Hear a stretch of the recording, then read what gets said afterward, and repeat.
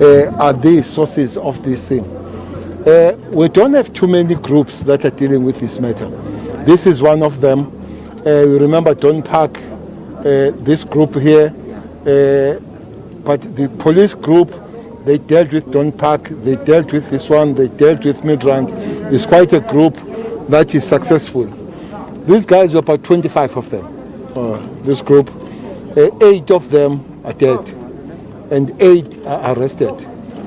We still want some more that have moved there. Surprisingly, without fail except one who comes from Botswana, they all come from Zim and KZN. Surprisingly. I think 4 of them will be from KZN, the rest is from Zim, and the one from Botswana. They're well armed, they all have mostly AKs, about 6 or 7 AKs here, and with double magazines, which means they are there for the business. Surprising one is the one that shot the helicopter and injured the pilot and injured the pilot assistant. So we are working with heartless people that are prepared to kill. I asked the one from Umutu, what is this? What's happening? He said, Indlala. I said, come on, man. There is no Indlala that buys you AK and all those kind of things and come you kill people. Inside them, there are 5 top cars that have been hijacked or stolen, and one just wishes that there is no owner of those cars that was killed in the process of doing this. This is a good job, and I think the police, the intelligence here did a good job. This is intelligence-driven operation, and we are going to keep on pumping up our operations until we win this war. Do we know where they were coming from and where they committed this crime? Well, you can give details, but as I've said there, if you ask where they originate from, they are from Mutu, they are from Ulundi, they are from Escort, they are from Beckville, they are from, most of them are from Gwabulawayo. So, but where they've been operating and where now maybe Provincial Commissioner can give that answer better. Provincial Commissioner, can you just clarify first, before you start, on whether they had indeed been partaking in the criminal activities before they came to this very house? You see, this group, our team was monitoring them from last week. Their movements, their intention. So last week they didn't commit their crime. They decided today they are going to commit crime. Our team was just behind them. And then when they realized that here are the police, then they rushed out. They were rushing to their safe house. And that's where now our team, highly trained, tactical teams, they've dealt with them. It is confirmed that these guys, they are real hardcore criminals. The number of unlicensed and illegal rifles which are still lying there, yeah, we have counted, I think, plus minus 8. And there is another one somewhere on the freeway there, whereby those who were escaping, when they see the police are chasing them, they throw it out of the window. And the vehicles which we have recovered inside that house, all those vehicles are positively hijacked vehicles and high-powered vehicles.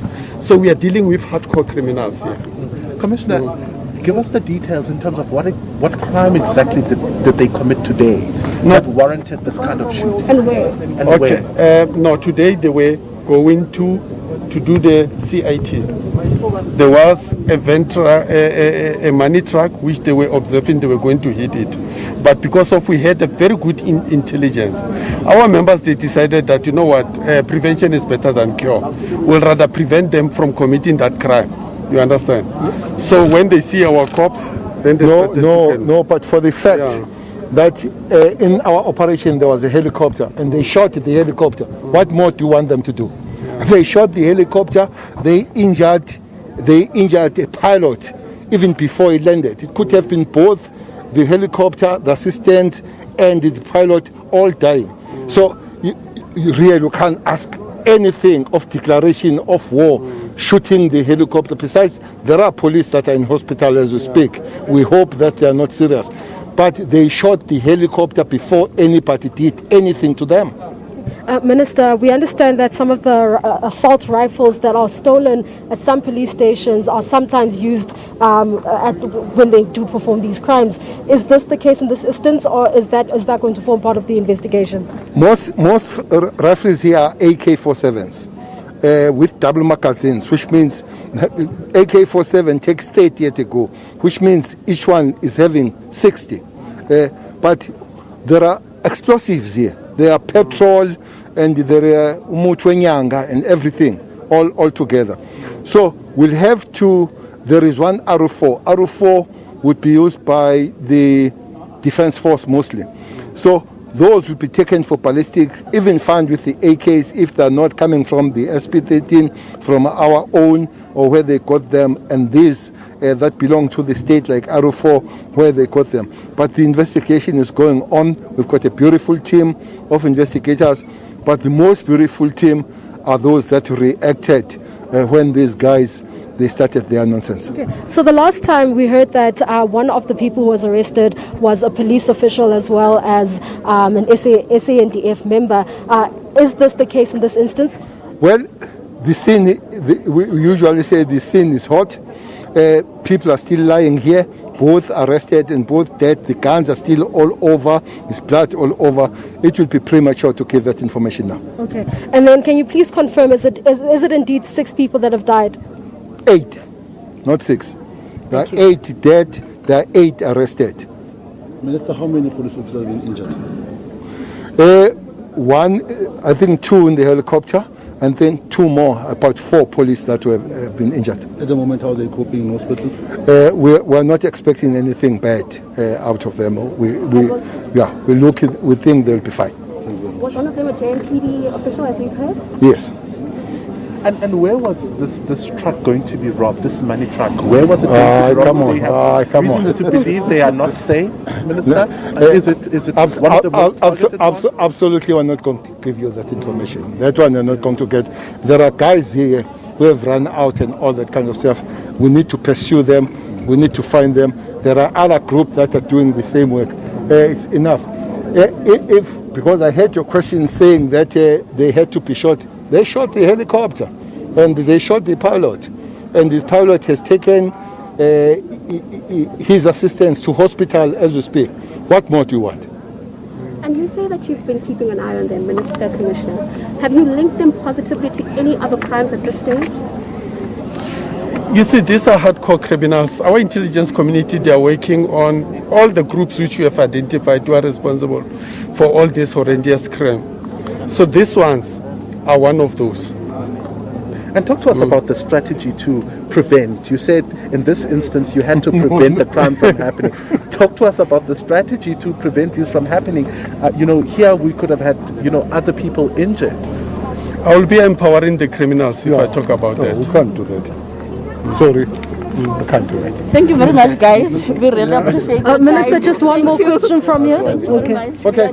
Can we go now? Thank you. There you have it. That was the Minister of Police just giving us an update and talking about the number of people who actually have died here and the number of people who are arrested and the number of police officers who have been injured. We understand that they did receive intelligence and they did manage to intercept a cash in transit heist from actually before it even happened. It's back to you in studio. All right, so confirmation it's a foiled cash in transit heist then. It didn't happen, but the police minister very adamant that a crime was still committed before the shooting of those 8 suspects, that they were being pursued and they shot at a helicopter pilot. And the minister saying that these suspects, some of them from areas like to Lundi, escorts in KwaZulu-Natal, and also talking about Bulawayo as well, also referring to Botswana as well, Francis, talking about how they've also discovered, 8 rifles, AK-47s, inside that particular yard, and it's of course now known as a safe house where they would have been rushing to. There's also been some high-powered luxury vehicles that have also been hijacked. Police saying that these vehicles have been hijacked that have also been found inside that particular yard. And the police saying that this is a group that they have been monitoring for quite some time. They were apparently going to rob a van last week, which they ended up not doing. And the police then intercepting them today. And of course, the minister telling us that a co-pilot has then been shot, that assistant now being taken to hospital, and saying that they shot first.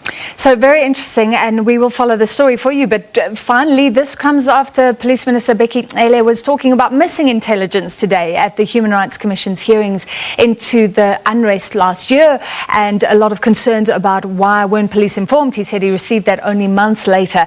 But tonight saying this is where intelligence worked, seemingly.